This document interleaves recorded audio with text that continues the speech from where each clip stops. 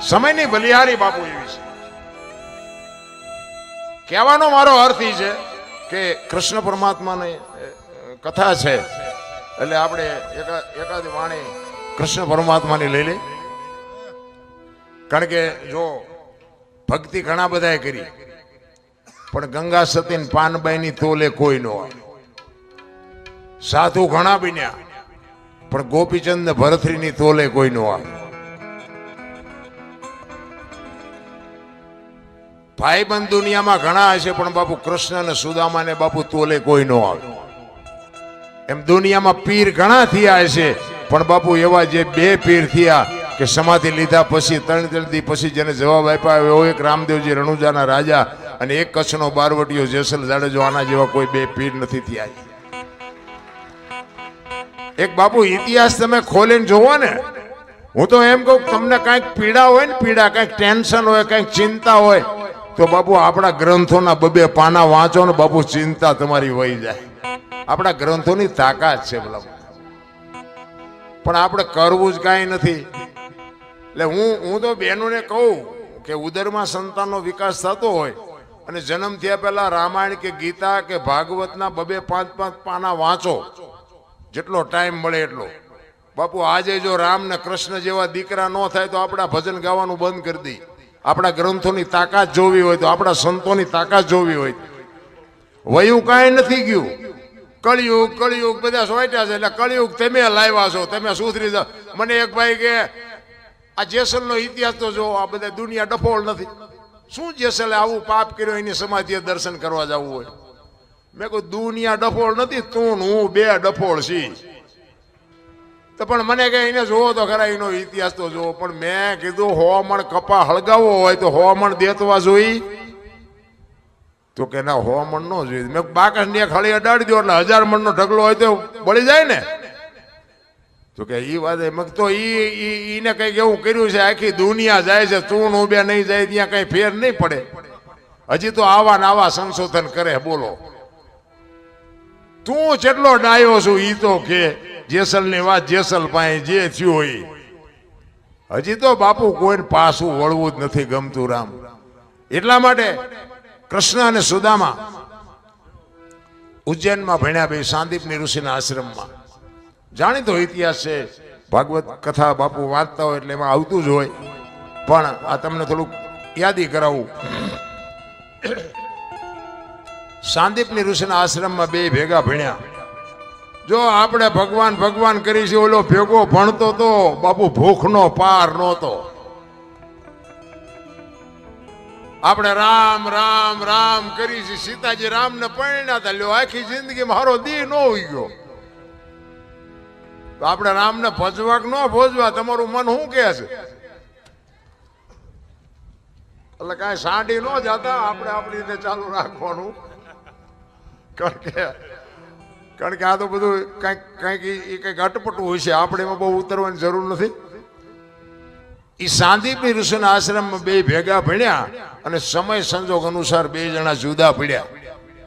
અને કૃષ્ણ ગયા દ્વારકા અને સુદામા ગયા પોરબંદર. ઓલો હોનાની દ્વારકાનો રાજા, ને આને હાજે ભડકું ખાવાનું હોય તે ન હોય. જો આ ભગવાનની ભાઈબંધી. મને તો એમ થાય કોક ડાયા માણાની ભાઈબંધી કરાય. હું આખી દુનિયા ભલે ભક્તિ કરે છે, હું રાજી છું, મારો ના નથી. હું એમ કહું કે તમે રામની ભક્તિ કરતા હોય, કૃષ્ણની કરતા હોય, શિવની કરતા હોય, જેની કરતા હોય ને, બધા ભક્તિ કરે છે શું કામ? મને કોઈ જવાબ નથી દેતું. શું કામ આપણે ભક્તિ શું કામ કરીએ છીએ? કઈક આનું કારણ તો હોય ને. ઘણા બધા એમ કે ભાઈ ભગવાન મેળવવા કે ભગવાનના દર્શન કરવા. પણ ભગવાન કદાચ મળી જાય, હાલો આ કૃષ્ણ પરમાત્માની આ કથા છે અને તમે આમાં કંઈક દાન આપ્યું હોય ને, પ્રેમથી કથા સાંભળી હોય ને, કંઈક આપ્યું હોય, દીધું હોય, કંઈક મદદ કરી હોય અને તમે બહાર નીકળો ને કદાચ તમને કૃષ્ણ સામો મળે, હાથમાં વહાળી લઈને માથે મોરપીંછ હોય, તો તમે કૃષ્ણ પાસે માગો શું? માગવાનું નક્કી કર્યું કઈ? હું કઈક આપણે નક્કી તો હોવું જોઈએ ને. આપણે અહીં બેઠા છીએ, ભાગવત સપ્તાહ છે એટલે બેઠા છીએ, બરોબર.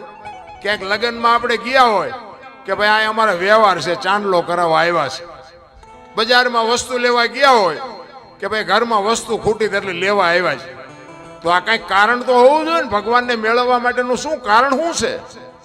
ભગવાન કદાચ ભેગો થઈ જાય તો આપણે માગવાનું શું? કોઈ કહેતું જ નથી.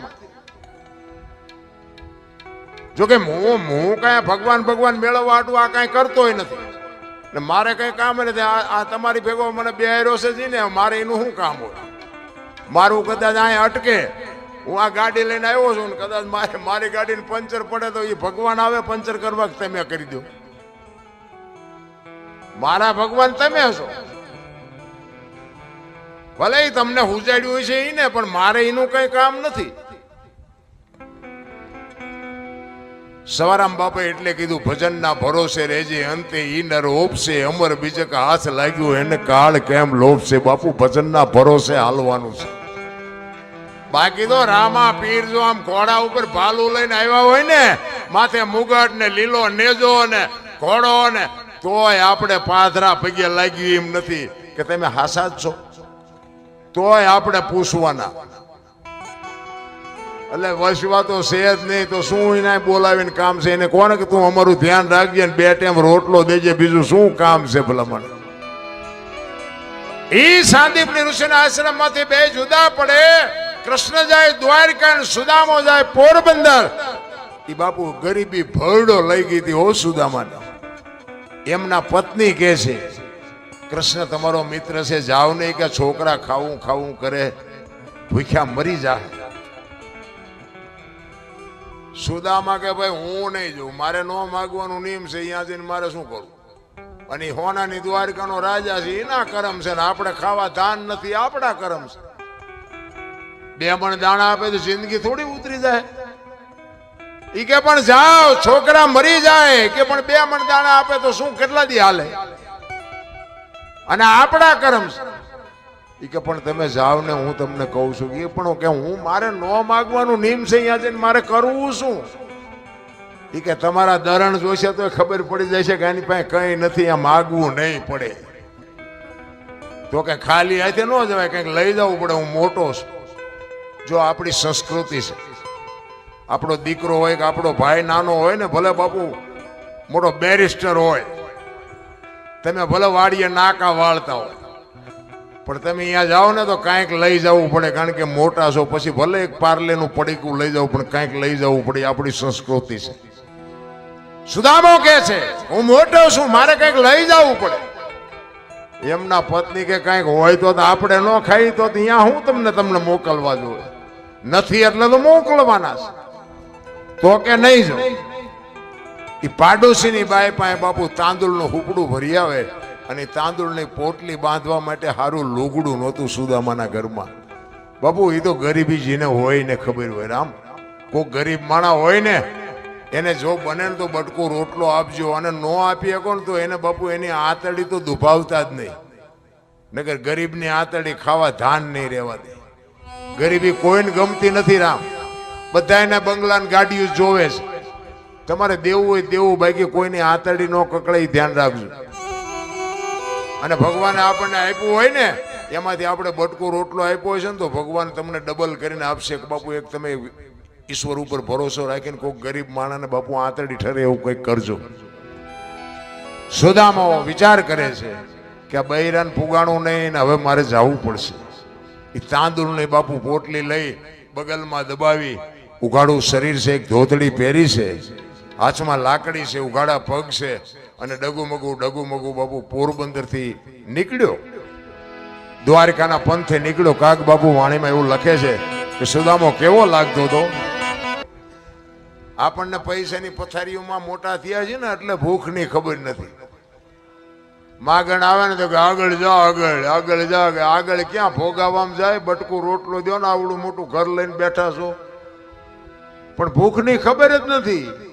કોઈને ભીખ માગવી કોઈને ગમતી નથી.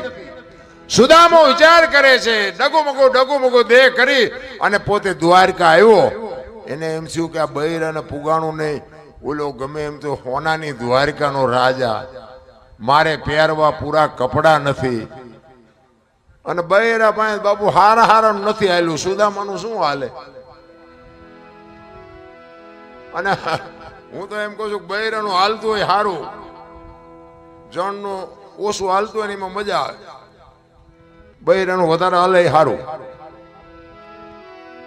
સુદામો વિચાર કરે હવે કરવું શું, કારણ કે ગરીબી છે એ બાપુ અમીરી છે ને અમીરી, અહીંયા ગરીબી શર્માય લખવું હોય તો લખી લેજો.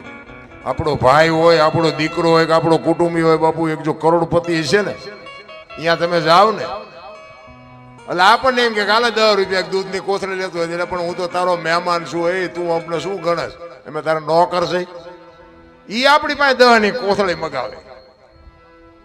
હવે અહીંયા જોડા કાઢે એવું ન હોય એટલે બીડીનું ઠૂઠું ચા નાખવું. અમીરી છે અહીંયા ગરીબી શરમાય 100%ની વાત. આપણે વાળીએ નાકા વાળતા વાળતા આવ્યો હોય ને પછી એમ કે સોફા સેટમાં બેહો તો કીડીયું ન સડે. પૈસા વાળાનો મોહ ન રાખો. અને બાપુ કોક દીક ઝૂંપડામાં જાજો, હારામાં હારા ગોદડા કાઢશે ને આમ હાથની હથેળીમાં અરે બાપુ અરે બાપુ અરે બાપુ, આખું ઘર ફરતું ફરતું ફરશે. અને ઓલા તો અડધી કલાક